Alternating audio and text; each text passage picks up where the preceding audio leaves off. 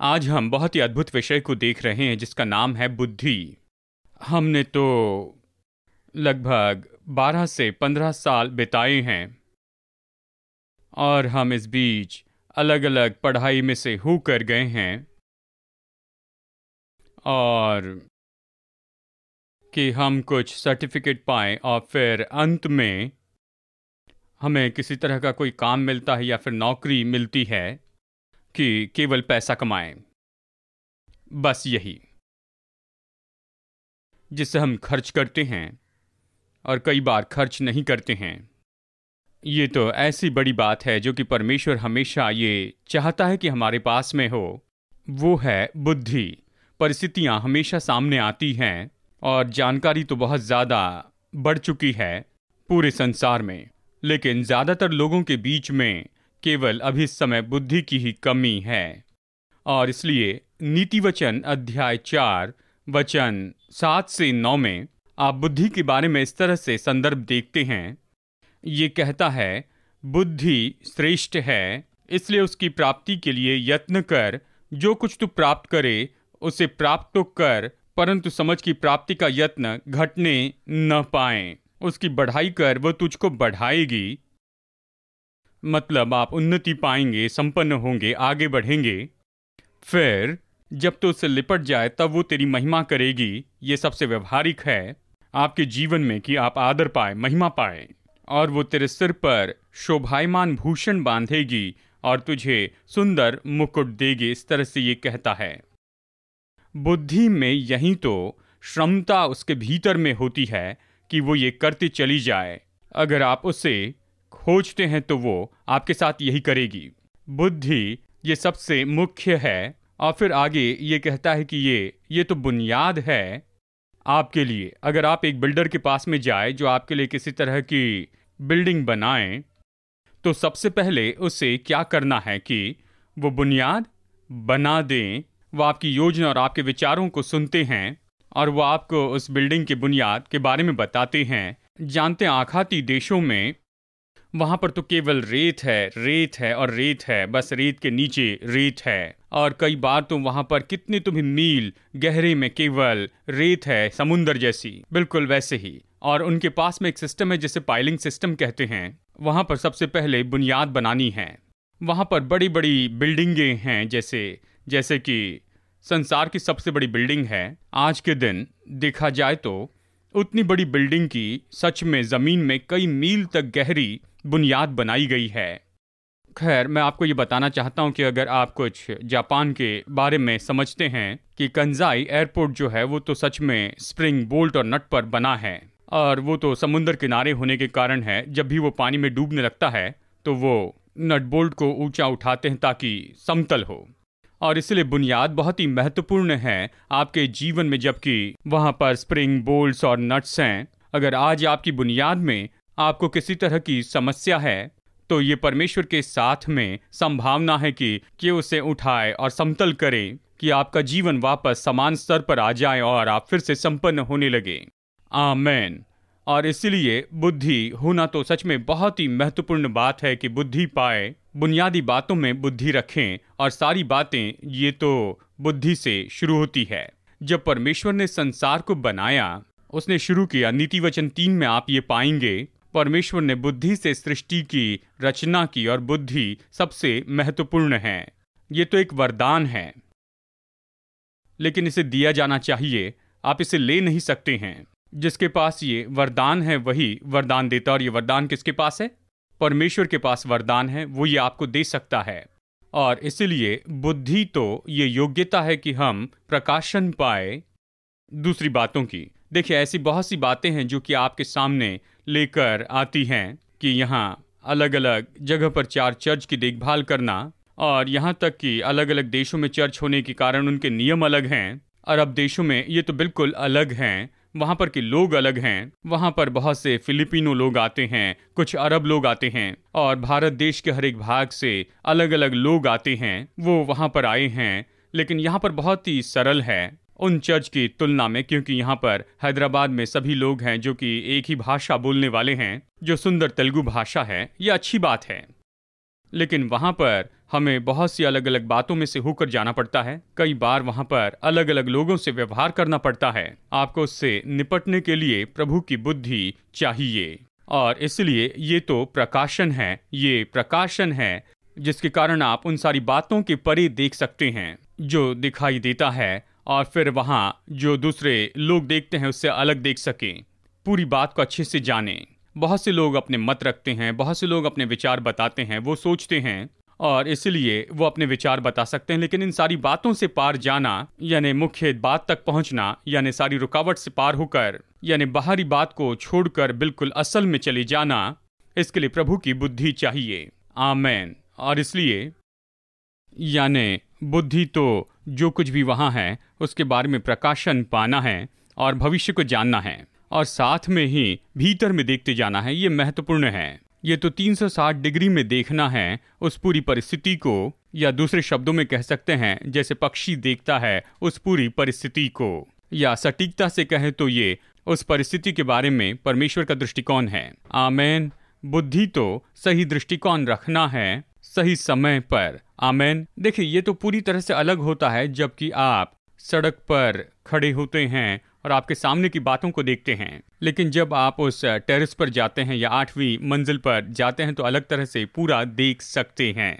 जब आपका दृष्टिकोण बदल जाता है तो आप बहुत से निर्णय ले सकते हैं। आमेन। यही तो बुद्धि है। देखिए, यहूदियों को परमेश्वर ने तोरह दिया था, उसने निर्देश दिए थे, और वो तो मनुष्यों के लिए सच में थोड़ा मुश्किल था कि वो निर्देश प्राप्त करते जाएं। यानी ये तो मनुष्य के लिए मानना तो मुश्किल था। ऐसी बहुत सी बातें जो प्रभु ने उनसे करने के लिए कही थी, यानी परमेश्वर के साथ में उनके संबंध के बारे में, और साथ में दूसरे मनुष्यों के साथ के उनके संबंध के बारे में, और यहाँ तक कि सामाजिक बातों के बारे में और उनके तंदुरुस्ती के बारे में भी, और ऐसी बहुत सी बातें जो यहाँ पर लिखी नहीं गई, लेकिन परमेश्वर ने सटीकता से कहा। वो चाहता था कि वो दीर्घायु जिए, वो यात्रा करते चले जाएं और प्रतिज्ञा के देश में पहुंचे। वहां पर मंजिल थी, परमेश्वर वहां ले जाना चाहता था, और इसलिए उसने उन्हें ये तोरह की किताब दी थी। ये तो केवल निर्देश थे और उन्हें इसका अध्ययन करना था, इसका पालन करना था, और इसके साथ साथ में दंड भी जुड़ा हुआ था। ये बहुत मुश्किल था और ये तो बहुत ही जरूरी बात थी, और सभी लोग इस निर्देश की किताब को देखते थे। और ये तो केवल निर्देश की किताब नहीं थी, लेकिन इसमें बुद्धि की बातें छिपी हुई थी। ये बुद्धि है, बुद्धि, एक के ऊपर लेयर के ऊपर में लेयर की बुद्धि। जो प्रकट है वो तो निर्देश है, और जो छिपा है ये हमेशा उसकी बुद्धि है। निर्देश तो मुश्किल होते हैं क्योंकि ये आपको थोड़ा सा झुका देता है, आप पर नियंत्रण करता है, और आपको ये नियंत्रण पसंद नहीं है। ये थोड़ी रुकावट लेकर आता है और आपको ये पसंद नहीं। आपको आज़ादी पसंद है और ये मार्गदर्शन देता है, लेकिन आपको ये मार्गदर्शन पसंद नहीं है। आप यहाँ पर थोड़ी आज़ादी पाना चाहते हैं, लेकिन यहाँ इसके भीतर में बुद्धि है जो आपके जीवन पर राज्य करेगी और आपको ऊंचाई पर लेकर जाएगी। हम सुलेमान को देखते हैं और उसके लिए बुद्धि तो सब कुछ थी, और ये मनुष्य जो बत्शीबा से जन्मा था, और ये तो बहुत ही मुश्किल वातावरण में था। सारा सम्मान तो बत्शीबा को मिलना चाहिए कि उसने इस बेटे को सिखाया कि सही तरीके से प्रत्युत्तर दे, बिल्कुल सही समय पर जब उसे मौका मिलता है। और कई बार ऐसा होता है कि माँ जो हमेशा बातें करती हैं, आपसे बातें करती रहती हैं, और यह आपके विवेक में आ जाता है, और फिर कभी न कभी ऐसे समय जबकि आप मानो बिल्कुल खो गए होते हैं और आप सोचते हैं कि कैसे इस मुश्किल से मैं निपट सकता हूँ, तो ये वचन जो कि आपके अवचेतन मन में है, ये सच में आपको मानो पकड़ लेता है, आपका मार्गदर्शन करता है। और ये तो अच्छा है कि लोग आपसे बातें करते चले जाए, आपका मार्गदर्शन करें, लेकिन निश्चय परमेश्वर के लिए। और बत्शीबा ने सुलेमान के साथ ऐसे ही किया। निरंतर वो उससे बातें करती रही और वो उसका मार्गदर्शन करती रही कि एक बच्चे के रूप में परमेश्वर के बारे में सोचे, और इस तरह से कहें कि परमेश्वर किसी तरह से इसे राजा बनाएगा और परमेश्वर इससे मुलाकात करेगा, और किसी तरह से परमेश्वर इसके जीवन में अद्भुत काम करते रहेगा। और उसने दाऊद से सिंहासन मांगा था, और ये तो वहां पर शांति का राजकुमार होना था सारी परिस्थिति में, क्योंकि यहाँ पर ये स्त्री तो जीवन में बड़ी मुश्किलों में से होकर गई है, लेकिन उसने सारी बातों को अपने कंधों पर उठा लिया और उसने अपने बेटे को ये सब दे दिया। और इसलिए सुलेमान जो था अवचेतन मन में इसके बारे में सचेत था। यहाँ तक कि उसके सपने में जब परमेश्वर उस पर प्रकट हुआ और उसने उससे पूछा, तुम मुश्किल परिस्थिति में क्या करना चाहोगे? क्या तुम अपने दुश्मनों की मृत्यु चाहते हो? क्या तुम्हें संपत्ति चाहिए? क्या तुम्हें धन चाहिए? क्या तुम्हें ये या वो चाहिए? और वो वहां पर अवचेतन मन में ही कहता है उस सपने में, और प्रत्युत्तर देता है और कहता है कि अगर कुछ देना है, अगर परमेश्वर उसे कुछ देना चाहता है तो बस एक बात दे, और वो तो बुद्धि है। और ये तो होना ही था, क्योंकि इस मनुष्य के पास अपना खुद का चुनाव था। ये तब नहीं होता जब आपके सामने कुछ ऐसे चुनाव रखते हैं।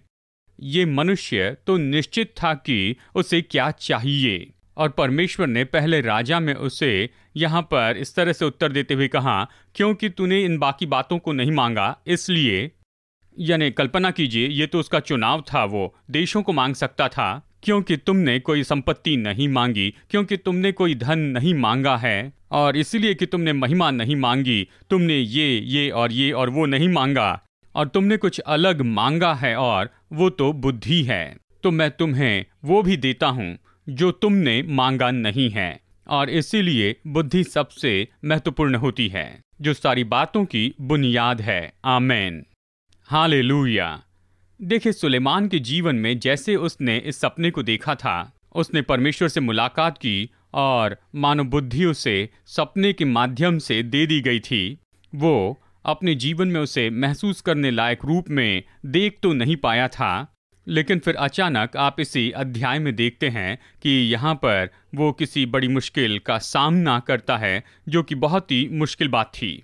2 वेश्याएं थी। पहला राजा अध्याय 3 में वचन नंबर 16 से वचन नंबर 28 तक, यहीं पर ये पूरी कहानी है। 2 वेश्याएं उसके सामने आती हैं और उन्होंने कुछ ऐसी कहानी बताई जिससे सब लोग चौंक गए थे। और यहाँ पर ये 2 स्त्रियां थी जो कि वेश्याएं थी। उनका अलग जीवन था, अलग जीवन शैली थी, और उनके 2 बच्चे थे। और यहाँ पर वो एक ही घर में सो रहे थे, और किसी तरह से एक बच्चा जो था वो तो मर गया, क्योंकि दूसरी जो स्त्री थी वो उस छोटे बच्चे के ऊपर लेट गई थी, और बच्चा मर गया। तो स्त्री ने बच्चे को बदल दिया, मरे हुए बच्चे को दूसरी औरत को दे दिया, और जीवित बच्चा उसने उससे अपने लिए ले लिया। और जब अगले दिन माँ उठी तो उसने मरे हुए बच्चे को देखा, और माँ ने जान लिया। मैंने कहा, माँ जानती है, चाहे जुड़वा ही बच्चे क्यों ना हो, किसी तरह से माँ तो जानती है, शायद पिता उसे अच्छे से न समझे। और खैर, उन्हें थोड़ी सी मुश्किलें होती है, क्योंकि माँ जो है वो बच्चों की भेद की बातें बताती हैं, तो माँ जानती है। खैर, इस माँ ने जाना कि जो मरा हुआ बच्चा है वो तो मेरा नहीं है, और वो चीख चीख कर रोने लगी। और आखिरकार वो सुलेमान के कोर्ट में पहुंचते हैं, और उसे निर्णय लेना था, तो उसने कहानी सुनने के लिए वो वहां पर बैठा और उनकी कहानी सुनने लगा। और फिर उसने कहा, यहाँ पर उसकी समस्या के लिए पहला उत्तर आया। सब कुछ अच्छे से सुनने के बाद में कहा कि तलवार लेकर आओ, तुम तलवार लेकर आओ। और सब ये सोचने लगे कि ये क्या करेगा, क्योंकि उसने इन दोनों स्त्रियों पर चिल्लाया और कहा कि तुम शांत रहो, तुम तलवार लेकर आओ, और बच्चे को 2 भाग में काट दो, और आधा बच्चा एक को दे दो और आधा बच्चा दूसरी को दे दो, तुम तलवार लेकर आओ। और फिर जिस माँ का वो बच्चा था उसने कहा, नहीं, ये काम नहीं करेगा, मेरा बच्चा अगर मर जाए तो इससे मुझे क्या लाभ होगा, इससे मेरा क्या लाभ होगा। और उन्होंने उस झूठी स्त्री को उसी जगह पकड़ लिया। वो झूठी माँ जो उसकी माँ होने का दावा कर रही थी, जिसके पास में कोई दिल नहीं था, उसने कहा, ठीक है, इस बच्चे के 2 टुकड़े कर दो, तुम इसे काट दो, मैं अपना आधा भाग लूंगी। ओ, ये तो सच में सुलेमान के लिए बहुत ही बड़ी बुद्धि की बात थी। और फिर अचानक इस समस्या के लिए हल आ गया, जो कि बड़ी गड़बड़ी में दिखाई दे रहा था, जो कि बहुत सी भावनाओं से भरा हुआ था, जहां दोनों स्त्रियां रो रही थी, और वो कोर्ट नहीं जानता था कि अब इस बच्चे का हम क्या करें, इसके साथ में क्या करें। ऐसी बड़ी गड़बड़ी में उन्हें उत्तर मिल गया। बुद्धि पूरी गड़बड़ी में उत्तर लेकर आती है। हमेशा। आमेन। हमेशा। आमेन। मुझे पता नहीं, शायद हो सकता है कि आप पूरी तरह से गड़बड़ी में पड़े हो और आप नहीं जानते कि आपके जीवन में क्या हो रहा है। मानो आप एक जगह पर अटक चुके हैं, आप मानो चौराहे पर अटक गए हैं और सब कुछ बिल्कुल अच्छा दिखाई देता है। परमेश्वर के पास में जाइए और वो आपका मार्गदर्शन करेगा। आप ये तलवार लीजिए जो कि परमेश्वर का वचन है, और जिस समय आप अपने मयान में से तलवार निकालते हैं तो अंत में आप पाएंगे कि आपकी आंखों के सामने उत्तर दिखाई दे रहा है। हर एक परिस्थिति में ऐसे ही होता है। केवल एक ही तरीका है कि आप बुद्धि से इसे करें। जब बुद्धि किसी समस्या से निपटती है तो आपके जीवन की हर एक गड़बड़ी दूर हो जाती है। आमेन। अगर निश्चय ही यहाँ पर किसी तरह का डर है, जब डर आता है तो उसके सामने बुद्धि आकर खड़ी हो जाती है और उसका सामना करती है। और हर समय जो बुद्धि है वो सफल होती है, क्योंकि बुद्धि तो सच्चाई के साथ में होती है। आमेन। सच्चाई प्रकट होती है और फिर अंत में हर एक बात जो गड़बड़ी दिखाई दे रही थी वो तो हटा दी जाती है। आमेन। बुद्धि तो आपके जीवन में सबसे मुख्य बात है। याकूब अध्याय 3 में ये कहता है, तुम में ज्ञानवान और समझदार कौन है? ये आगे कहता है, जो ऐसा हो वो अपने कामों को अच्छे चाल चलन से उस नम्रता सहित प्रकट करे जो ज्ञान से उत्पन्न होती है। यह आपको प्रसन्न करती है, यह आपकी इच्छाओं को संतुष्ट करती है और आपको जोड़ देती है उस हद तक जहां पर आप पूरी तरह संतुष्ट होते हैं।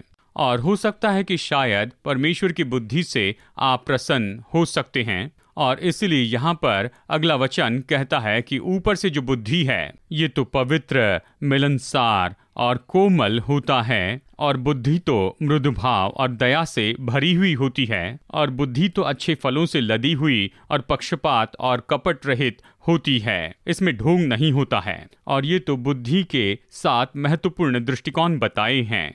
आपके जीवन में ये तो प्रकट होने चाहिए। आप देखिए कि आपके जीवन में ये खंबे हैं या नहीं, क्योंकि ये तो ऐसे 7 खंबे हैं जो कि बुद्धि को आपके जीवन में प्रकट करते हैं। और नीति वचन अध्याय 9 वचन नंबर 1, बुद्धि ने अपना घर बनाया और उसके 7 खंबे गढ़े हुए हैं। बहुत से विद्वान ये कहते हैं कि ये जो नीति वचन की किताब है ये 7 भागों में बांटी हुई है। ये मानो 7 खंबे हैं और इसके लिए ऐसे अगणित अर्थ बताए गए हैं। लेकिन ये तो आसान तरीका है कि आप अपने जीवन में इन 7 खंबों को देखते चले जाएं। आज अपने जीवन में हर एक परिस्थिति में आप इन सारी बातों को जांचते जाएं। आपके जीवन में परमेश्वर की पवित्रता है और आप इसे अपने जीवन का खंबा बनाएं। आप जांचें कि क्या आपके जीवन में परमेश्वर की शांति और आप शांति में बने हैं, और इसे अपने जीवन में खंबा होने दें। आप आगे बढ़कर अपने जीवन में जांचिए, क्या नम्रता का कोई खंबा है? अपने जीवन में इसी समय जांच के देखिए क्या आपके जीवन में कठोरता है, क्या ये आपको घेरे हुए हैं, या फिर आपके जीवन में नम्रता है और आपके जीवन में एक खंबे जैसे हैं। क्या ये एक खंबा है जिसके कारण आप बहुत ही आसानी से दया और करुणा से भर जाते हैं, या फिर आप ढीठ हो जाते हैं क्योंकि आप बस ढीठ होना चाहते हैं और आप ऐसा कुछ दिखाना चाहते हैं जो कि परमेश्वर से नहीं है। आप इन बातों को देखिए, क्या ये उकसाती है और ये दया से भरी है। आप इस बात को देखिए, क्या परमेश्वर के भले फल हैं, ये आपके जीवन में खंबा है। और आप अपने जीवन में देखिए कि कोई भी पक्षपात नहीं है, और चाहे कुछ भी हो जाए आप किसी के बारे में कुछ कड़वाहट नहीं रखते। आपके जीवन में ये खंबा है। आप देखिए कि आप में कोई ढोंग नहीं है। ऐसा ना हो कि आप बस एक तरह से खड़े रहें।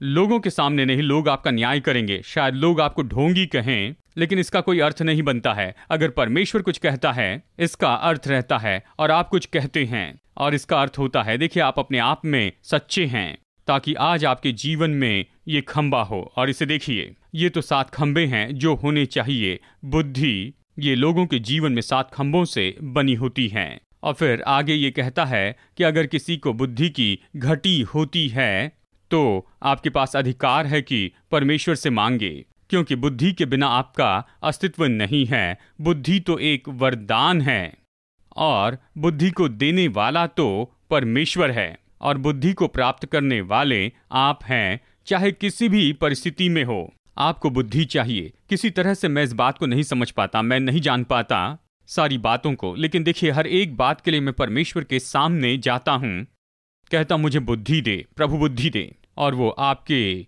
जीवन में बुद्धि उंडेलता है और फिर उस पल के बाद उसकी ज़रूरत नहीं, लेकिन उस पल में उसकी ज़रूरत है। आप वहाँ पर अटके हुए एक जगह पर हैं और फिर आपको बस उस समस्या के लिए हल चाहिए और परमेश्वर आप में बुद्धि उंडेलता है और आपको उसके लिए उससे मांगना है। आप किसी कश्मकश में हैं, किसी परेशानी में हैं, आप निर्णय लेने की परिस्थिति में हैं, ये तो सबसे अच्छा समय होता है कि आप अपने घुटनों पर आ जाइए या फिर अपनी कुर्सी पर आप बैठ जाइए, लेकिन आप जाकर परमेश्वर से कहिए कि परमेश्वर ये समस्या है, ये मेरी परिस्थिति है, ये मेरी ऐसी परिस्थिति है और मुझे निर्णय लेना होगा। मैं मानो भविष्य के लिए अंधा हो चुका हूँ, मैं देख नहीं पाता हूँ, मैं इस बात को समझ नहीं पाता हूँ। प्रभु क्या तू मुझे बुद्धि देगा? हे परमेश्वर तू मुझे प्रकाशन दे ताकि मैं इस सारी परिस्थिति को समझ सकूं। प्रभु मुझे बुद्धि दे ताकि इस सारी परिस्थिति को मैं पहले से ही अच्छे से जान लूं।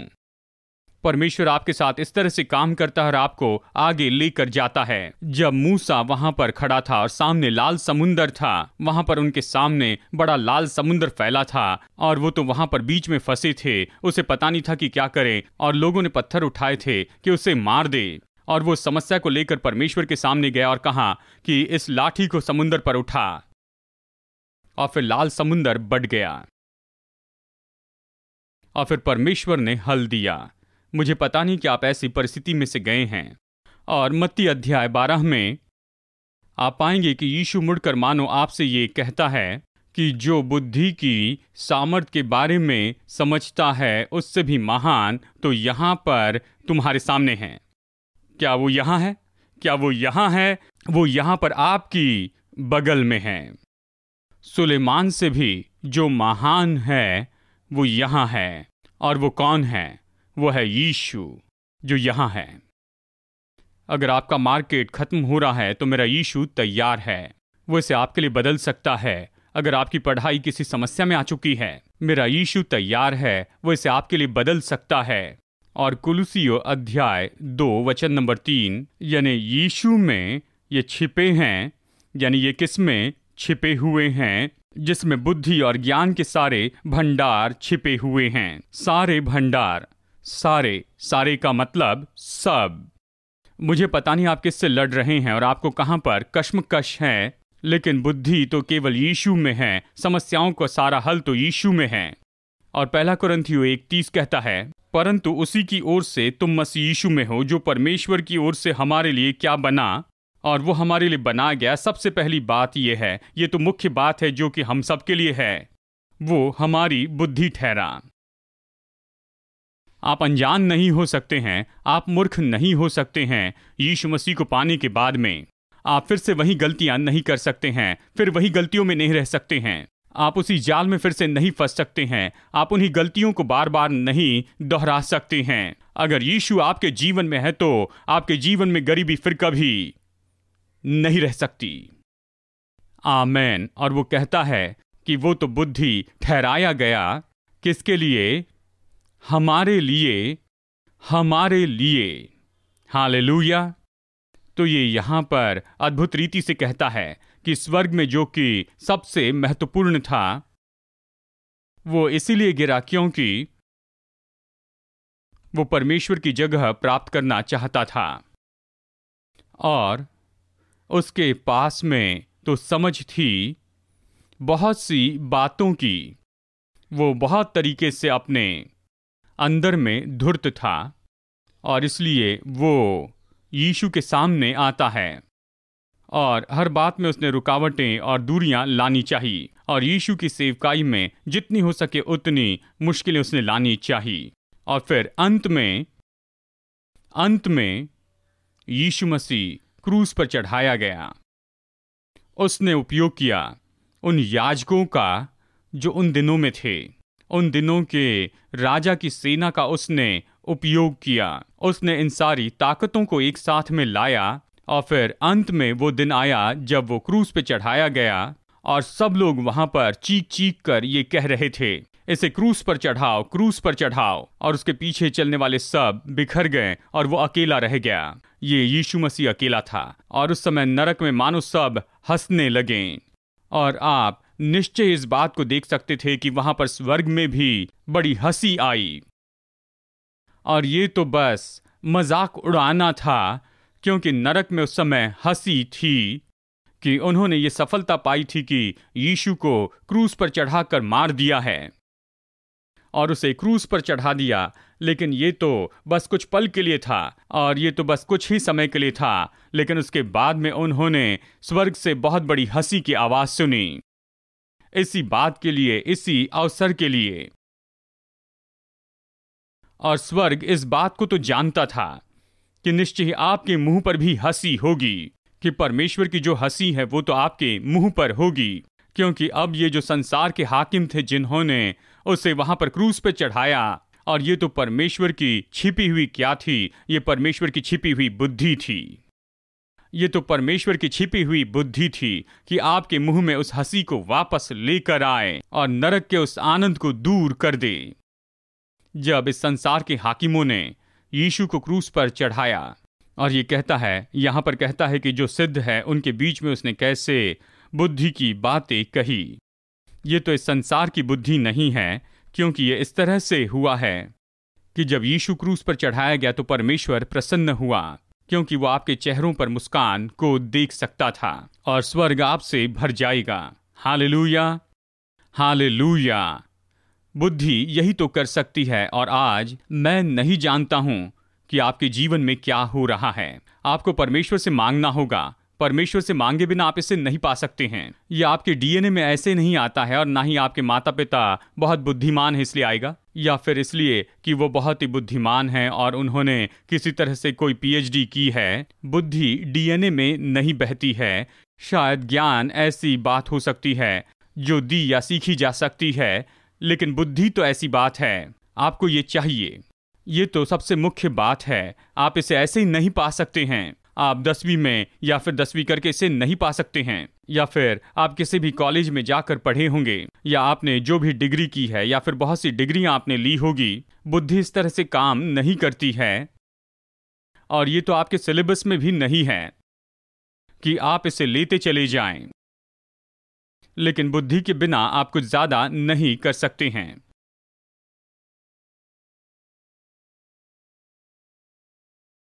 और इसलिए प्रभु के सामने बैठिए, और यहां पर इस परिस्थिति में, इसमें, मेरे इस नौकरी में मुझे बुद्धि चाहिए, तो परमेश्वर से मांगिए।